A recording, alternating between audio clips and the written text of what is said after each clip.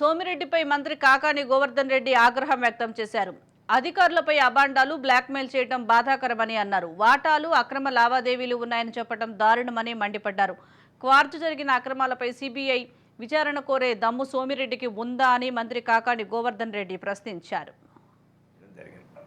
రాజకీయంగా పరిణితి చెందినటువంటి వాడు, ప్రజా జీవితంలో ఉండేటువంటి వ్యక్తి అధికారులను బెదిరించి బ్లాక్మెయిల్ చేసి ఇంత అనుచితంగా ప్రవర్తించడం అనేటువంటిది ఎవరు కూడా హర్షించేటువంటి పరిస్థితి ఉండదు. పాపం వాళ్ళ మీద అవినీతి ఆరోపణలు, వాళ్ళకి వాటాలున్నాయి, అక్రమ లావాదేవీలు అని మాట్లాడడం, సోమిరెడ్డి నోరు కంపు ఎక్కువైంది, దాన్ని కాస్త పెనాయిలేసి కడిగితే బాగుంటుందనేటువంటి ప్రయత్నమే ఈరోజు ఈ పాత్రికేయుల సమావేశం.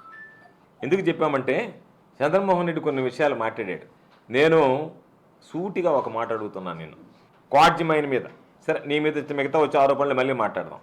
సైదాపురంలో అక్రమ క్వార్జ్ మైనింగ్ జరిగినప్పుడు నువ్వేం మాట్లాడావు?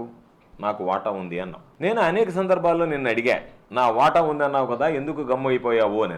ఎన్నికలు వచ్చాయి కాబట్టి నిన్న సైదాపురం పేరు కూడా ఎత్తాడు.